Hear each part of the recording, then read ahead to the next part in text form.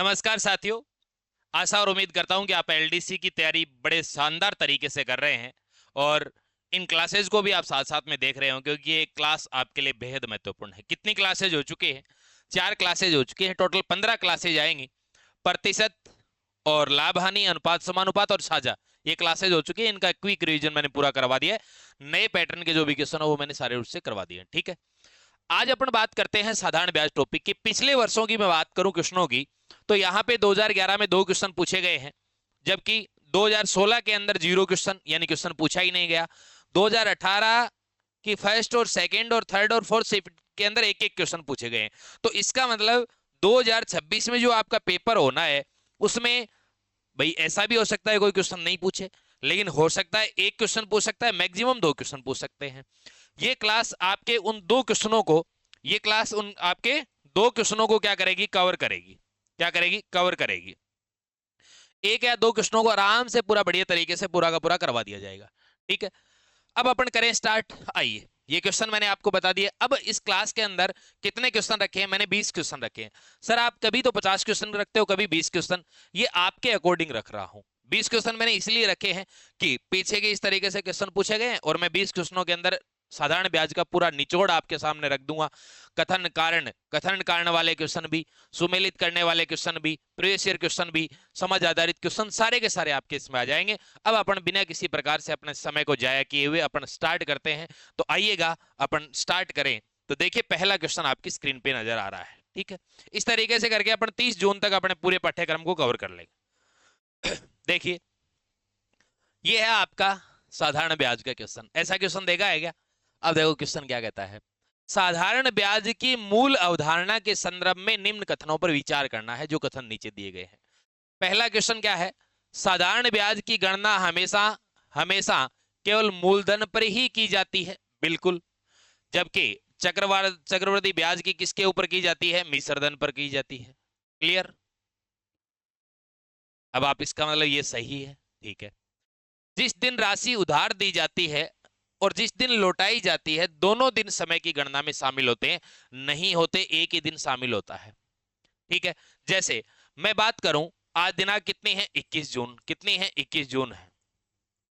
मैं आज आपको 1000 रुपए उधार दे रहा हूं, कल आप मेरे को वापस दे रहे हो 22 जून। तो इसका मतलब मैंने आपको एक 2 दिन पैसे उधार थोड़ी दिए। ये मैंने आपको पैसे दिए, ये आपने वापस लौटाए। दोनों दिन काउंट थोड़ी होंगे, एक ही दिन तो हुआ। इसका मतलब जिस दिन राशि दी जाती है उस दिन को काउंट नहीं करते भाई। काउंट करेंगे तो ऐसे हाथ में पकड़ा है आपको पैसा और बोले वापस दे दे, एक दिन हो गया, ऐसा नहीं होता।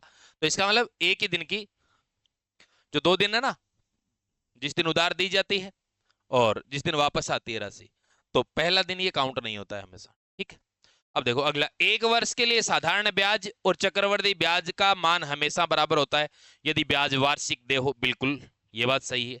तो अब आप देखेंगे कि कूट आधारित चुनाव करें, कौन सा सही है।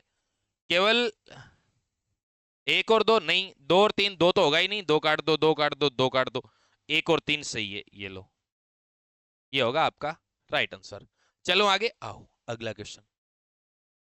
साधारण ब्याज प्रत्येक वर्ष एक समान रहता है। ठीक है, साधारण ब्याज प्रत्येक वर्ष एक समान रहता है। यदि पहले वर्ष का 100 रुपए ब्याज आ रहा है, दूसरे का भी 100 आएगा, तीसरे का भी 100 आएगा, ऐसा होता है।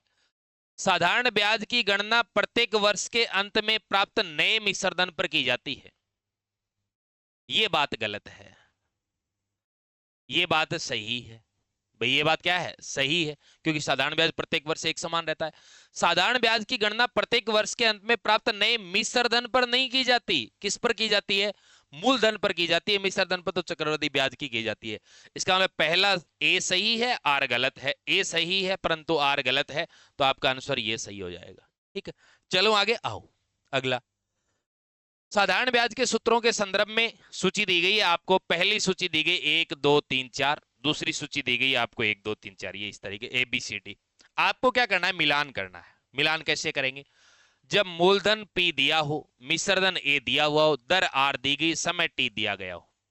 ठीक है, तो आप इस कंडीशन के अंदर कैसे करते हो भाई? ब्याज निकालते हो तो कैसे निकालते हो?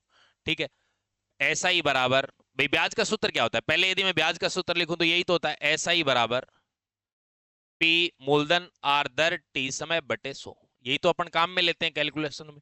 हालांकि सूत्र यदि बात करूं तो ऐसा ही साधारण ब्याज का सूत्र तो पीआरटी होता है, मूलधन इंटू दर इंटू समय, लेकिन कैलकुलेशन में बटे में 100 इसलिए आता है कि दर हमेशा प्रतिशत में दी जाती है।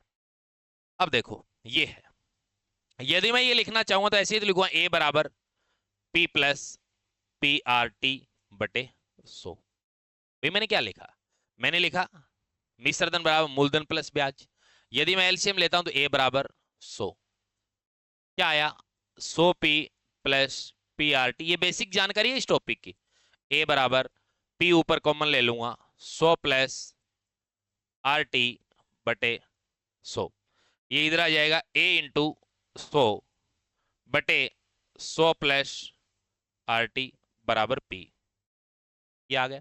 ठीक है, अब यहां देखेंगे तो P बराबर क्या आएगा 100 इंटू ए बटे 100 प्लस आर टी, ये रहा। तो एक में बी है, एक में बी, एक में बी, ये लो ये लो। ठीक है, अब यदि आपको समय ज्ञात करना हो यहां से, समय ज्ञात करना हो यहां से, तो एस आई इंटू 100 बटे पी आर समय ज्ञात करना हो, और वैसे भी समय देखो टी ज्ञात करना है, टी इसमें ही है, एस आई इंटू 100 बटे पी आर। अब यदि आपको दर ज्ञात करनी हो तो वैसे भी देख लो दर यही है आर, ये लो आर, एस आई इंटू 100 बटे पीटी। ठीक है, और ये 4 नंबर बच गए, इसमें क्या हो जाएगा ए।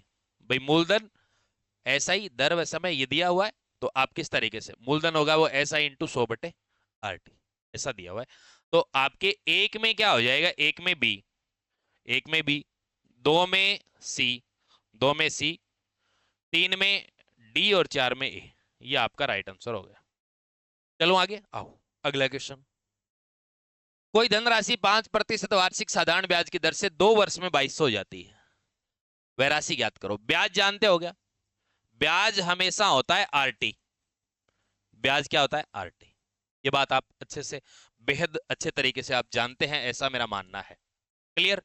अब एक बात बताओ मुझे कि ब्याज आरटी होता है, दर कितनी दी गई है 5%, समय कितना है 2, तो ब्याज बोलो क्या हो गया, ब्याज 5% के हिसाब से 2 वर्ष बोलो क्या हो गई 10%, और मूलधन क्या होता है, मूलधन अपने आप में 100% होता है। क्लियर। ठीक है, अब आप जरा मुझे एक बात बताओ, ये 2200 रुपए हो जाती है, इसका मतलब मिश्रधन हो जाता है, तो मिश्रधन कितना होगा, मूलधन 100 है, ब्याज 10 है, तो बोलो मिश्रधन कितना 110%। तो ये क्या कह रहा है 110% बराबर क्या है 2200, 1% बराबर क्या हो जाएगा 20। मूलधन, मूलधन ज्ञात करना है, 1% बराबर 20, तो मूलधन का मान तो 100% होता है साहब, 20 इंटू 100 बराबर कितना हो जाएगा 2000 रुपया, बोलो क्या हो जाएगा 2000 रुपये, 2000 रुपये। ठीक है, आओ अगला क्वेश्चन। एक धनराशि के साधारण ब्याज पर n गुना होने वाले प्रश्नों को तार्किक रूप से हल करने के चरणों का सही क्रम क्या होगा। एक धनराशि के साधारण ब्याज पर n गुना होने वाले प्रश्नों को तार्किक रूप से, जैसे आप कई बार सुनते हो ना कि कोई राशि इतने समय में 5 गुना हो जाती है। ठीक है, एक निश्चित धनराशि एक निश्चित दर से 10 वर्षों में अपने का 10 गुना हो जाती है, ब्याज 5 गुना हो जाता है, ऐसा क्वेश्चन आपने सुना है, वो किस तरीके से करते हैं। उसमें सबसे पहले अपन मूलधन को मानते हैं, मूलधन को 100, जैसे मैं आपको एक क्वेश्चन बताऊं, कोई धनराशि, कोई धनराशि एक निश्चित दर से, एक निश्चित साधारण ब्याज की दर से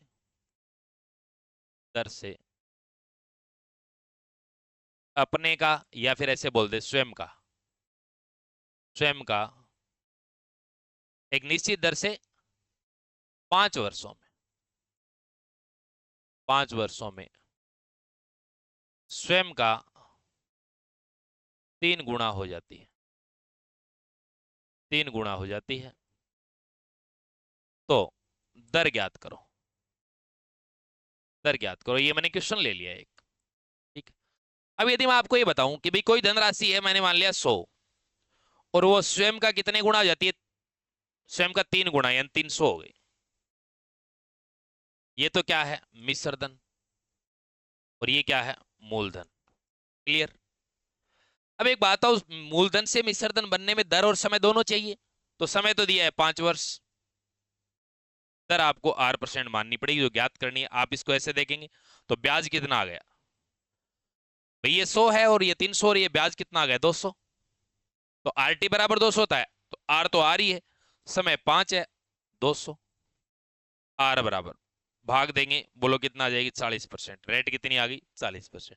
वैसा ही ये कह रहा है। तो अपन क्या करें, सबसे पहले मूलधन को P या तो P मानते हैं या 100 इकाई मानते हैं। पहला काम तो ये रहता, जैसे ये 100 मान लिया। अब आप कहते हैं सर P मानते तो कैसे करते भाई, P मानते तो ये P होता, ये 3P होता, ये फिर क्या होता 2P होता। बात तो वही है, ठीक है। फिर आप ये 2P मान रहे हो, ये P है और ये 3P है, तो यहां आपको ऐसे करना पड़ता कि भाई ब्याज बराबर, ब्याज तो 2P बराबर मूलधन P इंटू दर ज्ञात करनी है, समय 5 है बटे 100। तो फिर P से P कट जाता, 5 से कटा 20, 20 2 40, R बराबर 40%। फिर आपको सूत्र से करना पड़ता। अब देखो पहला ये हो गया, पहले 3 आएगा 3, तो इसका मतलब ये कट गया, ये कट गया। फिर आपको क्या करना पड़ेगा, फिर पर्सन में जो दिया गया है अपन ने देखा कि कितने गुणा हो रहा है, 3 गुणा कह रहा है, तो वैसे ही पर्सन में दिए n गुणा के आधार पर मिश्रधन निर्धारित कर रहे हैं। ठीक है, तो ये 4 हो गया, 3 के बाद 4, फिर 3 4 1 2 ही है, तो यही होगा। ठीक है, फिर देखो एक मिश्रधन में से मूलधन घटाकर ब्याज, 300 में से 100 घटाकर ब्याज किया है। दी गई दर का, दर या समय का उपयोग करके, जैसे यहां दर दी गई थी, सॉरी समय दिया गया था तो दर ज्ञात कर ली, दर दिया होता, दर दी होती तो समय ज्ञात कर लेते। तो यानी फर्स्ट ये 3, फिर ये सेकंड, फिर ये, फिर ये। क्लियर। आइए, एक व्यक्ति ने 1000 की राशि 5% वार्षिक साधारण ब्याज की दर से 4 मार्च से 16 मई तक के लिए उधार दी, तो कुल कितना ब्याज दे होगा। तो पहले तो देखो ब्याज के लिए क्या होती है, ब्याज आप जानते हो कि सर ब्याज बराबर होता है RT।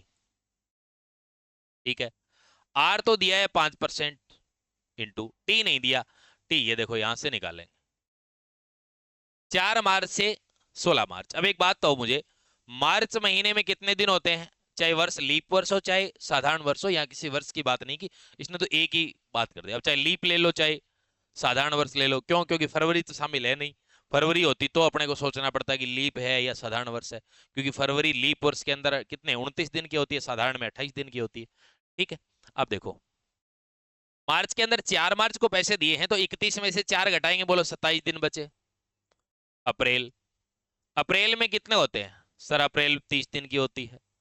मई सर, मई होती है 31 दिन की, लेकिन मई में 16 दिन तक ही रखे थे, 16 मई तक। ये लो 7 और 6 13 का 3 बचा, 1 2 और 1 3 3 6 1 7, 73 दिन दिए भाई। इस समय को क्या करेंगे वर्ष में, वर्ष में करेंगे तो 73 के अंदर किसका भाग दे देंगे 365। अब कुछ विद्यार्थी कह रहे होंगे सर 366 का भाग क्यों नहीं दिया। आपको साधारण वर्ष के दिनों की संख्या का भाग ही देना, सामान्यतः 365 का देना, जो आ गया 1/5 वर्ष आ गया। अब आओ अब RT, टी कितना आ गया 1/5, इसका मतलब 1% आ गया। ब्याज 1%, मूलधन कितना होता है 100%। अब इसमें क्या दिया है 1000 रुपए की राशि मूलधन दिया है, तो 100% बराबर कितना, 100% बराबर 1000, 1% बराबर कितना 10, 1% बराबर कितना 10। तो ब्याज ज्ञात करना है आपको, तो ब्याज, ब्याज यानी 1% का मान ज्ञात करना है, तो 1% बराबर 10, ये ब्याज आई गया डायरेक्ट 1% बराबर 10, तो ये आपका आंसर आ गया। क्लियर। आओ अगला क्वेश्चन। अरुण ने एक निश्चित राशि 4 वर्ष के लिए 8% वार्षिक दर से, अगले फिर 6 वर्षों के लिए 10% वार्षिक दर से, 5 वर्षों के लिए 12%, यानी ये इस तरीके से राशि कर रहा है, 3 भागों में कर रहा है। पहले भाग में ये क्या कर रहा है, वर्ष तो कितनी है भाई, ऐसे ले लेता हूं। ठीक है, वर्ष कितनी है बताना, 4 वर्ष, 4 वर्ष, और रेट कितनी है 8%। फिर बाद में अगले 6 वर्षों के लिए क्या कर रहा है, 6 वर्ष है और रेट कितनी है 10%। फिर अगले 5 वर्ष में क्या है, 5 वर्ष में, और रेट कितनी है 12%। ठीक है, अब एक बात बताओ, यहां ब्याज निकालता हूं, बोलो कितना आ गया 32%। 6 इंटू 10 बोलो कितना आ गया 60%। 12 इंटू 5 कितना आ गया 60%।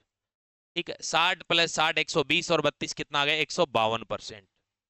कितना आ गया 152% क्या है, ब्याज है। क्लियर। और मूलधन क्या होता है, मूलधन होता है क्या 100%। ठीक है, अब ये क्या कह रहा है कि यदि 15 वर्ष की समाप्ति पर कुल साधारण ब्याज 12,160 है, तो आप किसके बराबर रखोगे? इसके बराबर ही तो रखोगे। 152% बराबर 12,160। ठीक बात। और आपको मूलधन निकालना है 100% की वैल्यू। यहां से 1% की वैल्यू निकालेंगे तो अपन क्या करेंगे? 12,160 बटे 152। ठीक है, चेक कर लेता हूं क्या 8 बार भाग चला जाएगा क्या? 8 2 16 6, 1 15, 8 बार चला जाएगा। तो बोलो कितना आ गया? 80 आ गया। 1% बराबर 80, तो 100% बराबर क्या आ जाएगा? 80 इंटू 100 बराबर 8,000 रुपए। 8,000 रुपए। तो आपका आंसर राइट क्या रहेगा? ये रहेगा। क्लियर? चलो आगे आओ, अगला क्वेश्चन। किसी निश्चित धनराशि पर 5% वार्षिक दर से 3 वर्ष और 4 वर्ष के साधारण ब्याज का अंतर 42 रुपए है, और वह धनराशि पूछ रहा है। अब एक बात बताओ जरा मुझे, रेट कितनी है? 5%। एक बार बोल रहा है 3 वर्ष का ब्याज, 5% ही रेट है। एक बार बोल रहा है 4 वर्ष का। क्लियर? 5% के हिसाब से, 5% के हिसाब से कितनी? 3 वर्ष। तो बोलो यहां तो ब्याज कितना बना? 15%। और 5% के हिसाब से 4 वर्ष का यहां ब्याज कितना बना? 20%। अब एक बात हो, इसका अंतर ही तो पूछ रहा है। अंतर बोलो कितना आ गया? अंतर आ गया 15 और 20 का 5%। अंतर कितना आया? 5%। ये कह रहा है साधारण ब्याज का अंतर कितना है? 42 रुपए। तो 5% बराबर 42 रुपए। 1% बराबर क्या आ जाएगा? 42/5। आपको क्या चाहिए? धनराशि यानी मूलधन ज्ञात करना है। तो बोलो क्या आ जाएगा? 100% बराबर 42/5 इंटू 100। बोलो कितना आ जाएगा? 840 रुपए। 840 रुपए। आपका राइट आंसर ये है। क्लियर? तो इसमें राइट आंसर क्या रहेगा? 3 नंबर विकल्प। अगला क्वेश्चन देखो। एक धनराशि साधारण ब्याज की एक निश्चित दर से 3 वर्ष में 575 हो जाती है, 5 वर्ष में 625।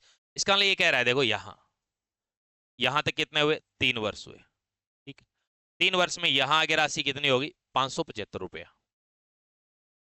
ठीक है, फिर ये कह रहा है कि ये देखो यहाँ 5 वर्ष, 5 वर्ष, 5 वर्ष में कितनी होगी? 625 रुपया। 625 रुपया। क्लियर? अब एक बात बताओ मुझे, आप मुझे ये बताओ कि यहां से लेकर यहां तक ये गैप कितना है? 2 वर्ष। और 2 वर्ष में यहां से लेकर यहां तक गैप कितना है? 575 और 625 का कितना है? 50 रुपए। तो 2 वर्ष बराबर कितना? 50 रुपया। 1 वर्ष बराबर कितना? 25 रुपया। 1 वर्ष बराबर कितना? 25 रुपया। क्लियर? क्योंकि 2 वर्ष का ब्याज 50 रुपए है, तो अपन जानते हैं कि साधारण ब्याज तो हमेशा क्या होता है? सदैव बराबर होता है सभी वर्षों का। तो 1 वर्ष का 25 रुपए। तो यदि आप यहां से करना चाहते हैं इस क्वेश्चन को, कहां से? यहां से करना चाहते हैं, यहां से, तो क्या करोगे? 575 माइनस 3 वर्षों का घटाओगे तो 75 रुपया। बोलो कितना आ गया? 500 रुपए। ठीक है, यदि आप यहां से निकालना चाहते तो टोटल 5 वर्षों का कितना है? 625 रुपए आ गया। और 5 वर्ष का ब्याज कितना होगा? 25 इंटू 5 125। ये लो, बोलो कितना आ गया? 500 रुपए। किसी से भी निकालो चाहे आप। ठीक है, तो आपका मूलधन कितना आ गया? 500 रुपए। ठीक है, मूलधन कितना आ गया? 500 रुपए। अब आपसे दर पूछ रहा है, तो एक बात बताओ, ब्याज कितना? 1 वर्ष का ब्याज बता दो मुझे। तो 1 वर्ष का ब्याज 25 बराबर मूलधन कितना? 500। दर कितनी ज्ञात करनी है? समय 1 वर्ष, क्योंकि 1 वर्ष का ब्याज लिया बटे 100। अब यदि आप यहाँ 2 वर्ष का लेते तो 2 वर्ष का ब्याज रखते। सूत्र आपका ये डायरेक्ट है, एस आई बराबर PRT इंटू बटे 100। अब मैं इसको बिना सूत्र से भी करवा सकता हूँ, लेकिन कई बार विद्यार्थी क्या है, ऐसा विद्यार्थी जो वीडियो देख रहा है, जो पहले से मेरे से साधारण ब्याज प्रॉपर पढ़ा नहीं है, तो फिर वो थोड़ा सा यूं समझे, सर कैसे हवा में बात हो गई। ठीक है, तो अपन सूत्र से भी कर लेते हैं, क्योंकि कोई ज्यादा डिफिकल्ट है नहीं है। ठीक है, अब देखो, 2 0 से 2 0, 5 से काटा 5 बार। बोलो आर का मान क्या आ गया? 5%। आर का मान क्या आ गया? 5%, जो कि आपके विकल्प में ये रहा। क्लियर? चलो आगे आओ, अगला क्वेश्चन।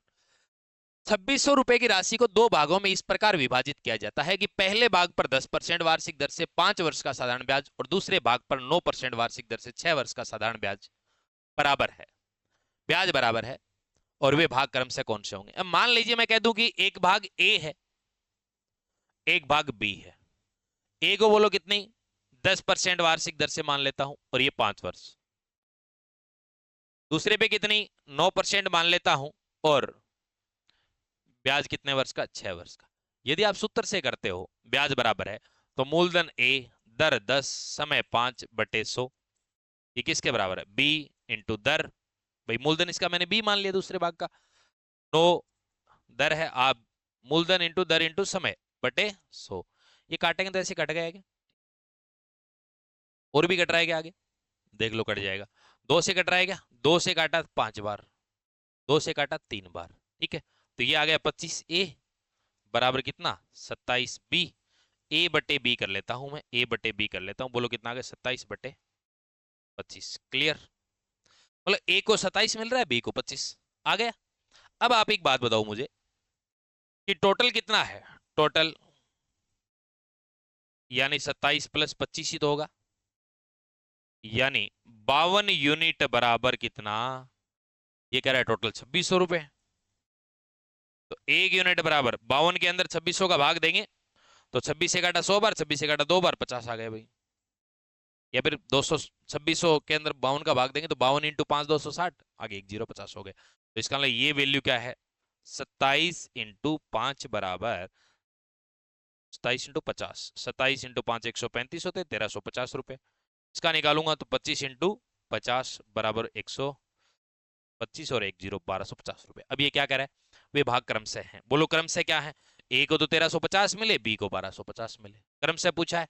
तो ये पहला और ये कौन सा, दूसरा भाग। क्लियर, इसमें पर्सन में हमेशा ध्यान रखना, क्रम से पूछता है तो रिवर्स भी देता है, पहले 1250 दे देगा, दूसरे 1250, अच्छा बी ऑप्शन बन जाता है 1250 को 1350। ठीक है, ध्यान रखना है इस पर।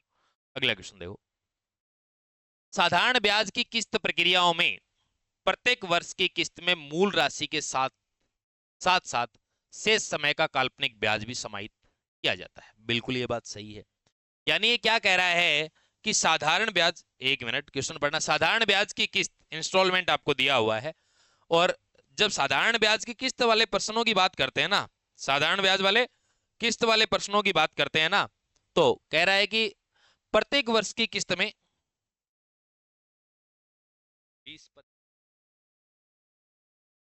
अब देखो, साधारण ब्याज की किस्त प्रक्रियाओं में प्रत्येक वर्ष की किस्त में मूल राशि, प्रत्येक वर्ष की जो किस्त होती है उसमें मूल राशि के साथ साथ शेष समय जो बचा हुआ है उसका जो काल्पनिक ब्याज होता है वो भी इसमें शामिल किया जाता है। बिल्कुल ये बात सही है। क्लियर, दूसरा क्या कह रहा है, ऋण चुकाने के लिए, जो लोन लिया है उसको चुकाने के लिए दी गई जो वार्षिक किस्तों पर जो ब्याज की गणना होती है, जो भविष्य के अंदर दे ऋण है उसको वर्तमान मूल्य पर संतुलित करने के लिए की जाती है। ठीक है, यानी ये कह रहा है कि ऋण चुकाने के लिए जो दी गई वार्षिक किस्तें हैं उन पर ब्याज की जो गणना है वो भविष्य में जो आप ऋण दे रहे हैं उसको वर्तमान मूल्य पर ही संतुलित किया जाता है। तो इसका मतलब ये बात इसके अंदर भी कह रहा है, ये सही भी है, ये सही भी है, और ये जो काल्पनिक ब्याज समाहित किया जाता है इसकी यहां व्याख्या भी कर रहा है, तो ए व आर दोनों सही है, आर ए की सही व्याख्या करता है। अच्छा क्वेश्चन है, ठीक है ना, पेपर के अंदर पूछ सकता है साहब। ऋण को 5 बराबर वार्षिक किस्तों में चुकाना है, यदि साधारण ब्याज की वार्षिक दर 10% हो तो प्रत्येक किस्त कितनी राशि की होगी। यदि मैं बात करूं कि प्रत्येक किस्त में 100 रुपए मान लेता हूं, ठीक है, कितनी, 5 किस्त बनानी है क्या, 1 2 3 4 और 5, थोड़ा सा इधर लिख लेता हूं भाई, 2 3 4 और 5। ठीक है, अब आप मुझे ये बताओ कि यदि मैं बात करूं ये पहली किस्त है, ये दूसरी किस्त है, ये तीसरी किस्त है, ये चौथी किस्त है और ये पांचवी किस्त है। क्लियर, इस किस्त पे कोई ब्याज नहीं लगेगा, पहली किस्त जैसे ही लोन करवाया किस्त भर दी उस पर ब्याज नहीं लगता है। इस पे बात करेंगे तो 2 वर्षों का लगेगा, 10% के हिसाब से तो बोलो 20% लगेगा, नहीं 1 वर्ष का लगेगा ना, सॉरी, इसके ऊपर तो 1 वर्ष का ही लगेगा, 1 वर्ष का यानी 10%, 10% दर है, 1 वर्ष का 10% हो गया तो बोलो 110 हो गया। ठीक है, इसकी बात करूं तो 2 वर्ष और 10% यानी 20% लगा, बोलो कितना हो गया, 120। इसके ऊपर 3 वर्ष का 10% के हिसाब से कितना, 30%, बोलो 130%। और इसके ऊपर 10% के हिसाब से 4 वर्ष 40%, तो बोलो कितना हो गया, 140%। या बात करो 100 200 300 400 500, 40 30 70 20 90 10 100, यानी 600% आ गया। और ये कह रहा है टोटल देय ऋण कितना है 3600, तो 600 के परसेंट के बराबर क्या करूं 3600, 1% बराबर कितना आ गया 6। आपको क्या देखना है, प्रत्येक किस्त 1% बराबर 6, प्रत्येक किस्त बोलो कितनी आ गई 600। तो आपका राइट आंसर क्या आ जाएगा, ये प्रत्येक किस्त अपन ने 100 मानी। क्लियर। आओ अगला देखो, साधारण ब्याज की विशेषताओं के संदर्भ में। अब दूसरी बात मैं आपको बताऊं, क्या इस क्वेश्चन को आप सूत्र से भी करते हैं, लेकिन मैं सूत्र से नहीं करवाता। ठीक है, मैं तो एक सीधा ये भी बताता हूं कि आपने खूब अभ्यास कर लिया ना, तो कितनी किस्त बनानी है, 5 क्या 10% के हिसाब से। ठीक है, तो पहली तो 100 बनाओ भाई, टोटल अमाउंट निकालना है 100%। फिर 10% का एक वर्ष के लिए देखो 110, फिर 120, फिर 130, फिर 140, फिर 150, फिर 160, फिर 170, ऐसे इसने कितनी किस्त 5 का बोला है, तो 1 2 3 4 5 यहां तक हो गए। 6 का बोलता है यहां तक हो, 7 का यहां तक, 8 का टोटल अमाउंट करो बराबर, और दिया हुआ कैलकुलेट कर लो। इसका आंसर 600 है। आओ आगे, इसका थोड़ा सा चेंज, यानी प्रत्येक किस्त का मान दिया हो आगे वो भी याद करेंगे। साधारण ब्याज की विशेषताओं के संदर्भ में असत्य गलत कथन की पहचान करनी है आपको। यदि समय को दुगुना कर दिया जाए तो साधारण ब्याज भी दुगुना हो जाता है यदि मूलधन और दर स्थिर हैं। तो एक बात बताओ, आप ये जानते हो क्या, SI बराबर मूलधन इंटू दर इंटू समय बटे 100, ऐसे कैलकुलेट करते हैं अपन।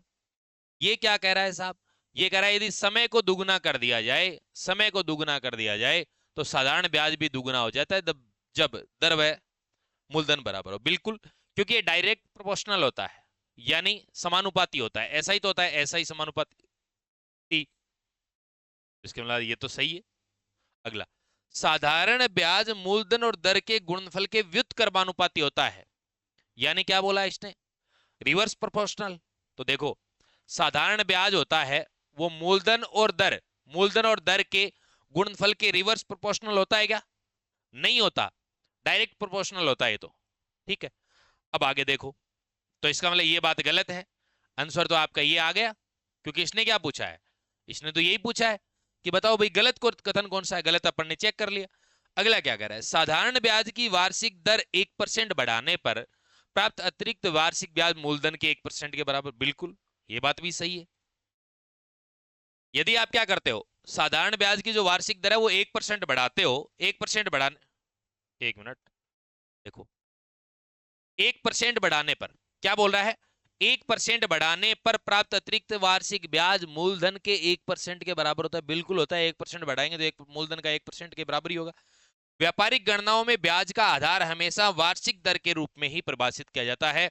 यदि मैं बात करूं व्यापारिक गणनाओं में ब्याज की, तो इसका जो आधार होता है हमेशा क्या होता है, वार्षिक दर के रूप में, वार्षिक ही गणना करते हैं। यदि महीने में दिया है तो उसको भी अपन किस में कन्वर्ट कर लेते हैं, वर्षों में कन्वर्ट कर लेते हैं। अगला क्वेश्चन देखो, ये रहा, किसी राशि पर साधारण ब्याज, अब देखो क्या बोला है, साधारण ब्याज मूलधन का 1/4 हो जाता है, और समय वर्षों की वार्षिक समय है, यानी वर्षों की संख्या वार्षिक ब्याज प्रतिशत दर के बराबर है।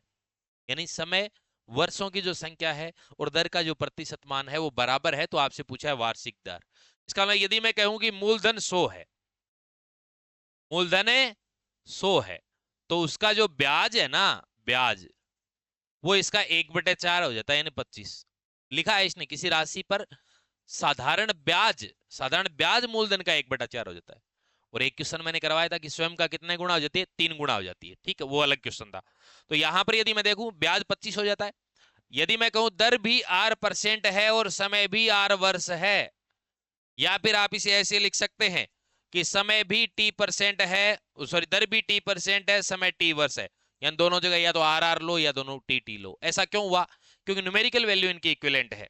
तो यहां पर ब्याज, ब्याज क्या होता है, RT बराबर, भाई ब्याज क्या होता है, ब्याज RT, ब्याज बराबर RT तो होता है।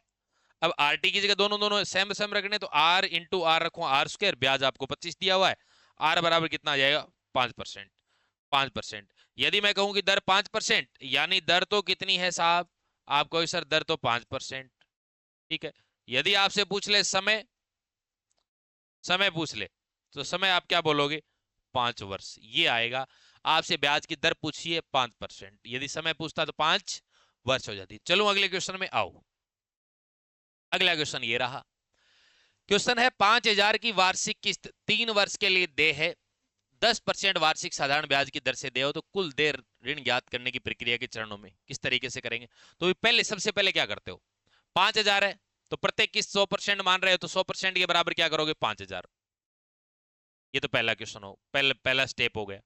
ठीक है, फिर उसके बाद क्या करते हो, हालांकि मैं ये तो बता रहा हूं, लेकिन ये क्वेश्चन आने के चांसेस बहुत कम रहते हैं, क्योंकि ये सॉल्यूशन प्रक्रिया के स्टेप है। इसके अलावा जो अन्य जो सम्मिलित करने वाले वो क्वेश्चन आने के पूरे पूरे चांस रहते हैं। ठीक है, कितनी किस्त बनानी है, 3 किस्त 10% के हिसाब से।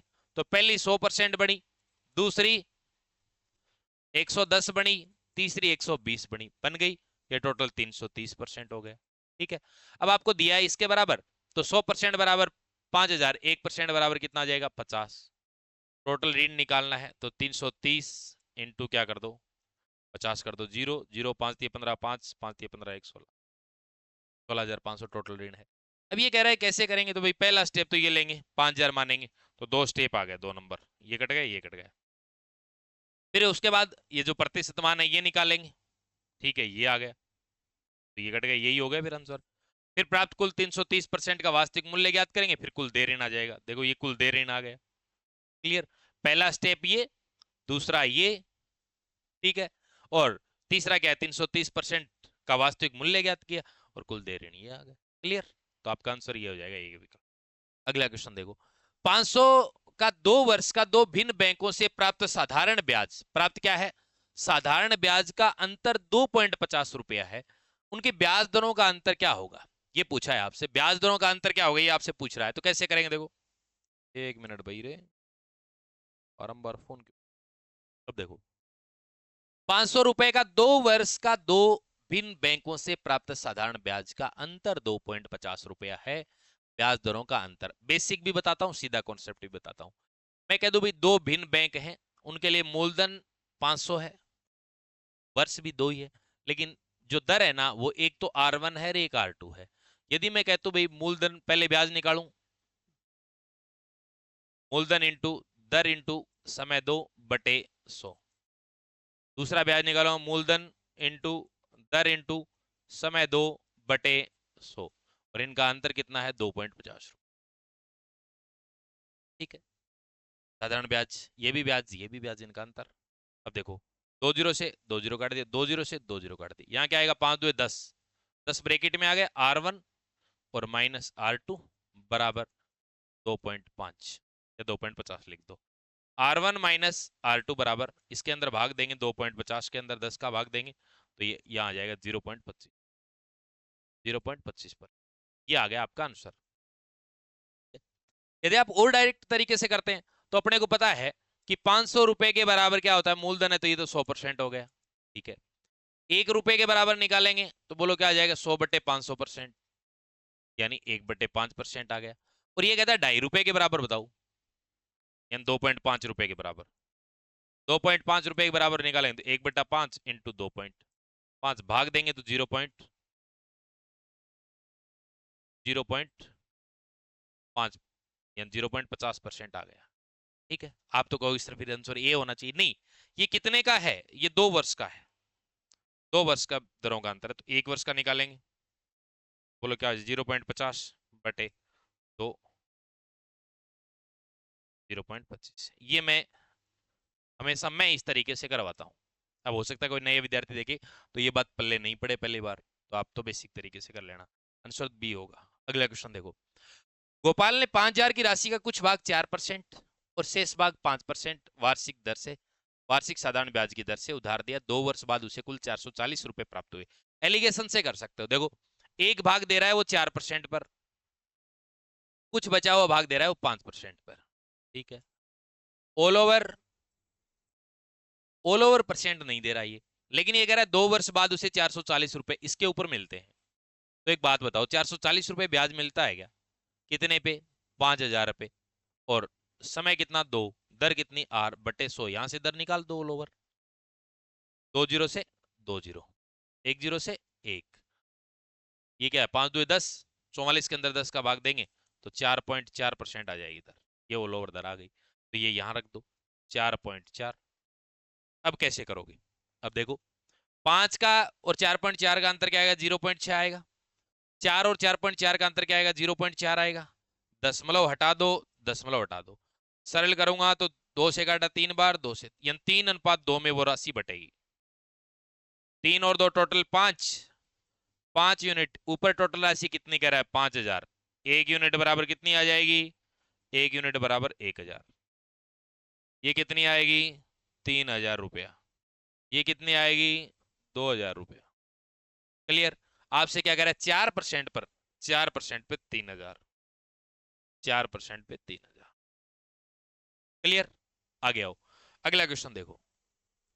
एक व्यक्ति की वार्षिक आय में 40.50 रुपए की वृद्धि हो जाती है। कब?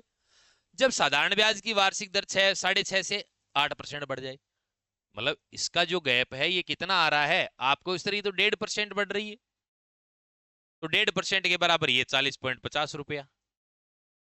ये लो, मूलधन 100% का मान निकालना है तो भाई 1% का मान कैसे निकालूंगा? 40.50 को 40.5 भी लिख सकता हूं, कोई दिक्कत नहीं है। ठीक है, और ये 1.5, यहां से दशमलव हटाया तो यहां से भी दशमलव हट गया भाई, एक डिजिट के बाद यहाँ एक। ठीक है, और यदि कुछ विद्यार्थी कहेंगे सर आपने गलत हटा दिया, तो मैं बता दूं 40.50 है ना। ठीक है, इसके बटे में 1.5 जाएगा ना। ठीक है, अब आओगे सर ये दशमलव हटाओगे तो बटे में 100 आया, ये दशमलव हटाओगे तो बटे में हम ऊपर 10 ले जाते हैं, तो भाई 2 जीरो और 2 जीरो कट गया, 405/15 ही आ रहा है ना, एमबीएस से रहा है, कोई दिक्कत नहीं। काटूंगा तो 15 दुए 30, 10 बचा 5, और 15 7 105, 1% का बराबर 27 आ गया। मूलधन कह रहा है 100% बराबर कितना आ जाएगा? 2700 रुपये आपका आंसर आ जाएगा। बोलो क्या आ जाएगा? 2700 रुपये आ जाएगा, ये रहेगा आपका राइट आंसर। क्लियर? आओ अगला क्वेश्चन। एक पिता ने 50,000 रुपए की कुल राशि अपने दो पुत्रों, जिनकी आयु 12 वर्ष और 14 वर्ष है, के नाम साधारण ब्याज पर इस प्रकार जमा की कि 18 वर्ष की आयु प्राप्त करने पर दोनों को समान मिश्र धन मिले। यदि ब्याज की वार्षिक दर 5% हो तो बड़े बेटे का हिस्सा बताओ। अब सुनो मेरी बात, मैं कहता हूं कि भाई एक छोटा बेटा है, छोटा बेटा, और एक है बड़ा बेटा। अब आप इसको बेसिक से करेंगे ना तो तोते सूख जाएंगे साहब, बहुत समय लगता है। मैं आपको डायरेक्ट करवाता हूँ भाई, 5% रेट है, छोटा बेटा है उसकी 12 वर्ष उम्र है। ठीक है, ये 18 वर्ष तक होगा तो बोलो इसको कितना समय लगेगा? 6 वर्ष। 5% रेट है, 6 वर्ष है, तो 5 × 6 30%, तो ब्याज मिल गया, और 100% मूलधन था, इसका मतलब 130%। क्लियर? ये 14 वर्ष का है, ये 18 वर्ष, यानी 4 वर्ष तक का, 4 वर्ष और लगेंगे। रेट कितनी है? 5%, तो 5% और 4 यानी 20%, यानी 120% हो गया। ये बराबर है, यही तो रेशियो आना है इनका। ठीक है, यानी यही तो इनका रेशियो आना है। तो ये लो, 0 से 0 काट दिया, परसेंट से परसेंट गए, 13:12, 13 12 कितना? 25, और 25 बराबर टोटल कितना दे रखा है? 50,000। एक बराबर कितना? 2,000। ये कितना आ जाएगा? 26,000। ये कितना आ जाएगा? 24,000। ठीक है, मूलधन आ गया, यानी मूलधन किस तरीके से बटेगा? 26,000 और 24,000। बड़े बेटे को कितना मिला? 24,000। चलो क्लियर? आ जाओ, आगे आओ। एक्स रुपए का A% वार्षिक दर से M वर्षों का साधारण ब्याज। सीधा सीधा पूछ रहा है, देखो एक्स रुपए है, A% दर है, समय M है, तो ब्याज निकालेंगे तो x इंटू ए इंटू एम बटे 100। दूसरा है y रुपए है, B% दर है, तो B और समय n है बटे 100, ये बराबर है। ठीक है, अभी अगर x अनुपात y निकाल दो, 100 से 100 घट गया, x के बटे में y को लेके आना सिर्फ, तो बी एन को तो वही पड़े रहने दो, ए एम को बटे में ले जाओ ए एम। कहीं आप एक्स एम एन देख के कहीं घबरा जाए पेपर के अंदर, तो ऐसा नहीं करना है। बी एन अनुपात ए एम, बी एन अनुपात ए एम, तो ये आपका राइट आंसर है। ठीक है, अपने 20 क्वेश्चन किए जिसके अंदर अपने पूरे पाठ्यक्रम को कवर किया है, बिना किसी प्रकार से अपने समय को जाया किए हुए। जितना समय अपन क्लास लेते हैं पूरा का पूरा 100% सदुपयोग लेते हैं। 1 या 2 मिनट आपको ज़्यादा से ज़्यादा बातें बता सकता हूँ, ना तो आपको बातें सुननी है ना मुझे बातें बतानी है। अगले टॉपिक के अंदर मिलेंगे, जो टॉपिक है अपना चक्रवर्ती ब्याज। तो मिलते हैं नेक्स्ट सेशन में। यानी कल की जो क्लास रहेगी वो चक्रवृद्धि ब्याज की रहेगी। ऐसे करके मैं आपको सारे के सारे 15 के 15 टॉपिक पढ़ा दूंगा। इस बुक के अंदर यदि मैं बात करूं तो आपने देख रखे होंगे जो एलडीसी की बुक है अपनी, इसके अंदर इस बुक का पूरा फायदा मिलेगा आपको। प्रतिशत हो गया, लाभानी हो गया, अनुपात समानुपात, साझा राज, सरल ब्याज हो गया, फिर चक्रवर्ती ब्याज हो जाएगा, फिर उसके बाद ज्योमेट्री करवाऊंगा, फिर क्षेत्रमिति करवाऊंगा, फिर आयतन, फिर सांख्यिकी, फिर बीज गणित, और फिर लघु गणक, फिर निर्देशांक ज्यामिति, फिर त्रिकोणमिति, और फिर लास्ट में संख्या पद्धति करवा दूंगा। सारे आ जाएंगे कंप्लीट, कहीं भी किसी भी प्रकार से टेंशन लेने की आपको आवश्यकता नहीं है। तो मिलते हैं नेक्स्ट सेशन में, तब तक बने रहें, अपने पढ़ाई मस्त रहें, स्वस्थ रहें। धन्यवाद। जय हिंद, जय भारत।